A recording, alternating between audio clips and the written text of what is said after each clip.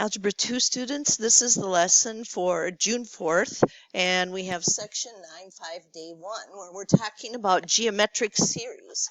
So again, geometric series means that we have to add all the terms up. And we've seen geometric sequences, and we know there's not addition in that formula. So we see the powers because we're multiplying by the same thing again and again. That means this formula is going to be very different from the one that we saw for the arithmetic. Again, arithmetic should be our thinking. So our objective is to define the geometric series and find their sums. And there's actually two types.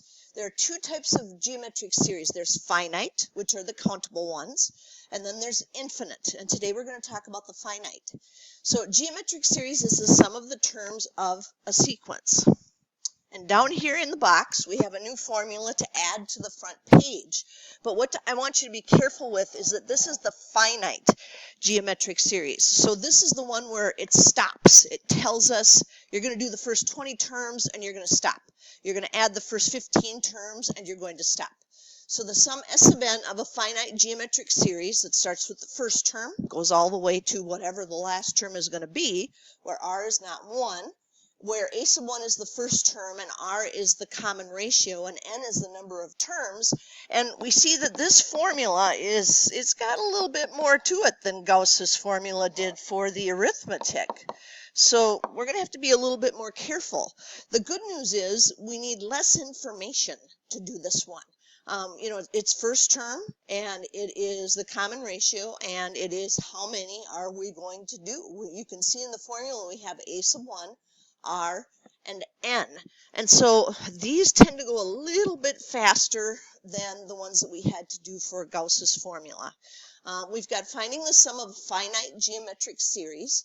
And it says, again, what is the sum of the finite geometric series? So what we want to grab onto there is this is the finite, and grab the formula and start thinking about what we have and what we have to find. And you'll also notice I put an extra set of parentheses on the bottom of this. And that's because we're going to use a calculator to punch this in. And if students aren't doing the math for the denominator, I want to make sure that you have those extra parentheses down there. So the first thing I see is, wait a second, I've got to find n. I don't know what that is. I do know what a sub 1 is. I know what the first term is. It's 3. And I do know what the common ratio is, because all I have to do is take 6 and divide it by 3, or 12 divided by 6, or 24 divided by 2, and all of those come out to 2. So I know r is 2, and I know a sub 1 is 3. So now my job is to figure out, well, how many are we talking about here for 3072? And to do that, we go to the rule. Whenever we have anything that's missing for our summation formulas, we go back to the rule and find it. So here's what I know. First term is 3. Multiplying by 2 every time. And I know that I have to get 3072. So now I think, well, how do I solve that? Well, I'm going to have to divide both sides by 3. And 3072 divided by 3 is 1024. Equals 2 to the n minus 1. And then I need to figure out 2 to the what? We're going to equate the bases here so we can figure this out. And I know it's going to have to be a pretty big number, so let's try something like 2 to the 8th right away. Oh, not enough. How about 2 to the 10th? 2 to the 10th is 1024. So, because the bases are the same, I know that 10 has to equal n minus 1, and I just add 1 to both sides, and n is 11. So there are actually 11 terms, and that was the last piece that I needed in order to use my new summation formula. So I'll go over to that, and I know I need the sum of the first 11 terms, where the first is a 3, r is 2, and then I have to raise that to the 11th power because that's n, over 1 minus 2. Now, like I said, most people will just go ahead and do the math in the denominator in their head, and that'll make things a little bit easier. So 3 times 1 minus 2 to the 11th, all over negative 1. And if you want to use a calculator, yeah, you should. You know, we've got 1 minus 2 to the 11th up there. I definitely recommend punching it in according to the order of operations. So punching in that 1 minus 2 to the 11th first.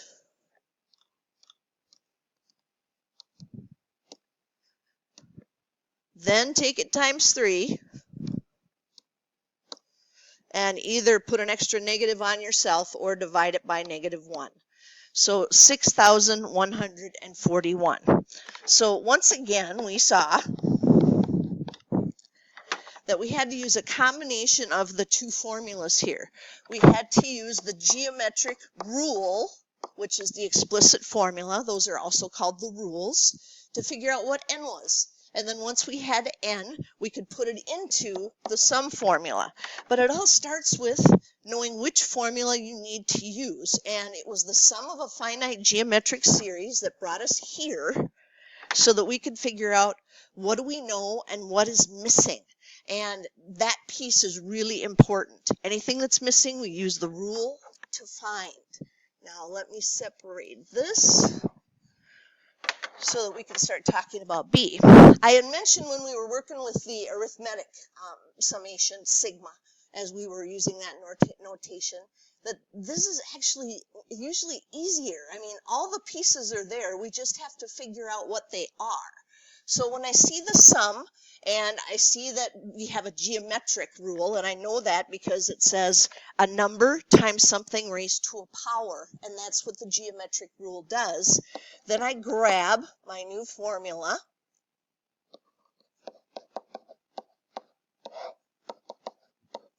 and I start thinking, do I know how many I'm supposed to do?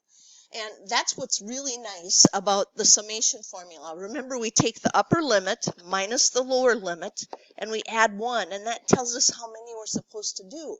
So with this one, it would be 20 minus 0 plus 1, because our upper limit is 20 and our lower limit is 0. So 20 minus 0 is 20, and 20 plus 1 is 21. So it's the first 21 terms.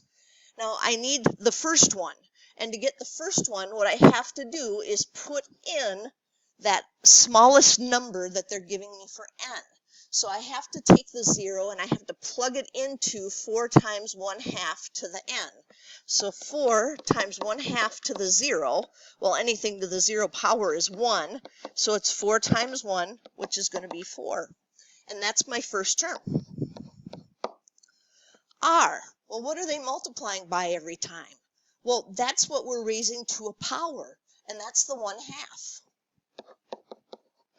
And again, I know I need the first 21 terms. And on the bottom, I need that 1 minus r again. And again, try to do at least the denominator before you're punching all of this in. I don't want you to lose track of anything, and typically that's where students lose things. So 1 minus 1/2 on the bottom is 1/2. Again, do this in steps. 1 minus, parentheses, 1/2 to the 21st.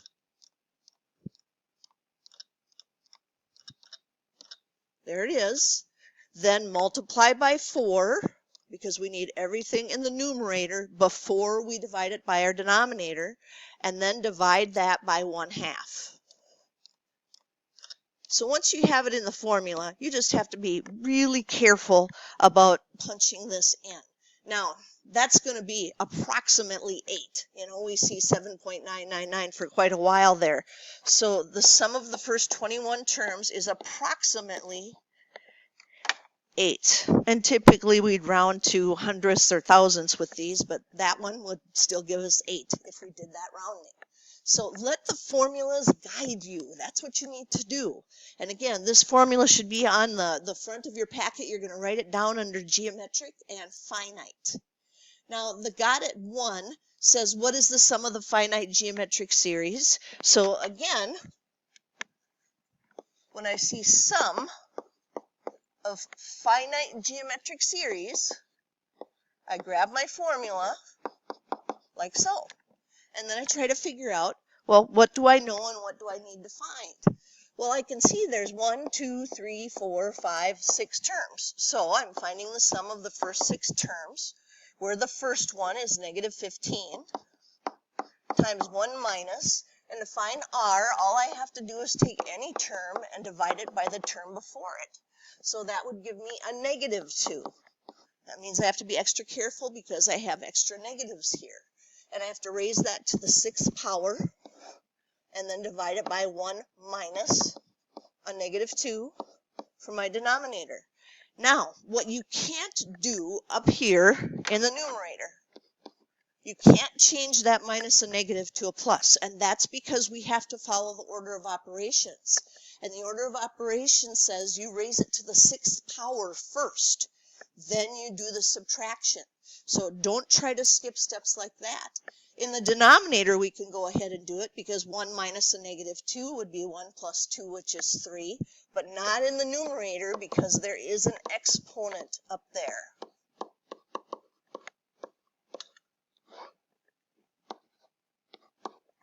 All right, so now again, we're going to very carefully punch this in. 1 minus parentheses, negative 2 parentheses to the 6. That part's taken care of. We need that times negative 15. And then we need to divide it by 3. And there it is. We have 315. And again, you might be thinking, well, this was kind of silly. I could have just punched all these in. But remember, this is about your use of the formulas. So on the test, we're not going to give you one that has all of the terms there. And if something's missing, you're going to have to do some work to figure out what it is. Now I'm looking at B, and I'm grateful that that's a summation formula. And I notice this one is super close to a sub 1 times r to the n minus 1. So that is definitely geometric. We're not seeing that linear mx plus b that we saw when we were doing the arithmetic or arithmetic. Now, the sum of this is still going to be s sub n equals a sub 1 times 1 minus r to the n over the quantity 1 minus r. So, how many do we have? Well, that's upper limit minus lower limit plus 1. 10 minus 1 is 9, plus 1 is 10. So we have 10 terms. So the sum of the first 10 terms, just thinking I need to separate this again, otherwise these problems will run together. And the first term, well, you could put a 1 in, or you could look at this and say, well, this already has the n minus 1, so it must be the 5. The 5 is the number that's in front. Again, you could put a 1 in. So put a 1 in for n, and it's going to say 5 times negative 2 to the 0. Anything to the 0 power is 1, so that would give us a 5. And you'll still get the 5, either way. 1 minus r is the number that's being raised to the power, so that's negative 2. I need that to the 10th. And then on the bottom, we'll have that 1 minus r again. So 1 minus our negative 2. Again, do the math in that denominator, but do not mess with those signs in the numerator. We have an exponent there that we have to keep track of. So we have to leave that there. Order of operations says you do exponents first, then you do subtraction. So now we're going to carefully punch this in. 1 minus parentheses negative 2 parentheses to the 10th times 5 and divided by 3. And we have negative 1,705.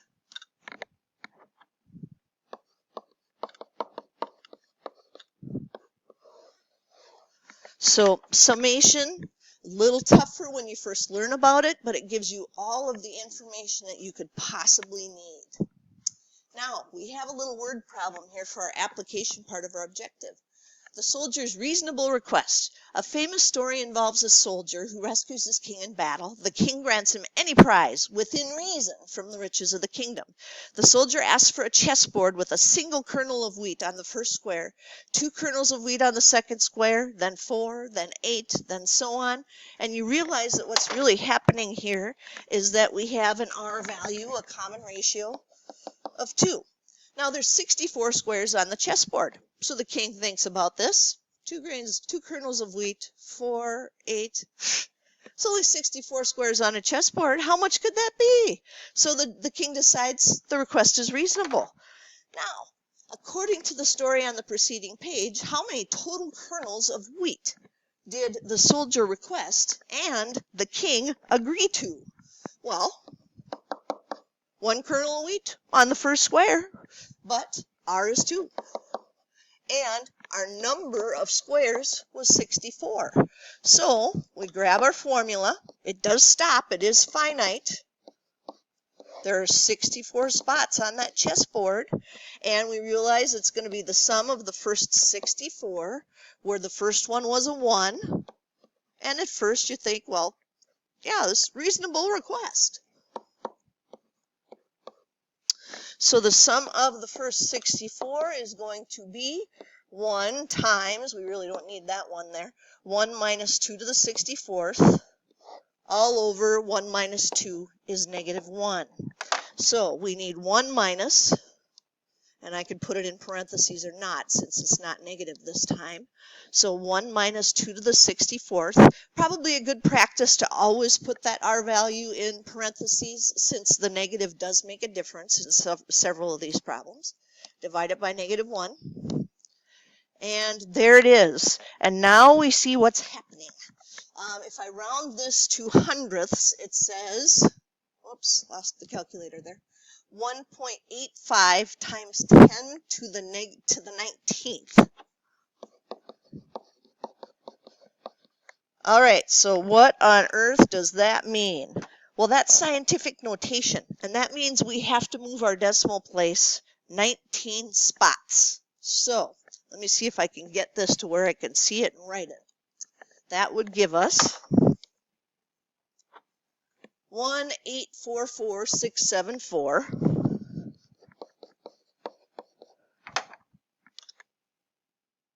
4407. I might have one too many 4s, so let me take a second look there. Yep, one too many 4s in here. So our decimal place was here. We have to move it 19 places. 1, 2, 3, 4, 5, 6, 7, 8, 9, and then we'll have to use zeros as placeholders. 10, 11, 12, 13, 14, 15, 16, 17, 18, 19. Now let's get the parentheses in there so that we can see how many kernels of wheat we're talking about here.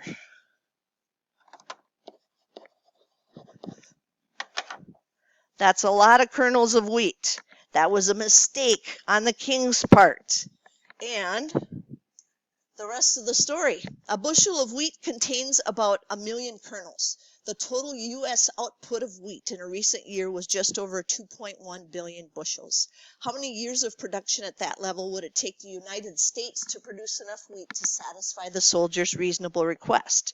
And because I want to cut this down a little bit for you, I'm just going to tell you, we would be producing wheat in the U.S. for 8,784 years to get enough wheat to satisfy that soldier's request. It was not reasonable, and I would guess that the soldier was in big trouble because kings don't like it when people make a fool of them. So a lot of years to get that wheat. Now, the God, it says to save money for a vacation, you set aside $100. For each month thereafter, you plan to set aside 10% more than the previous month.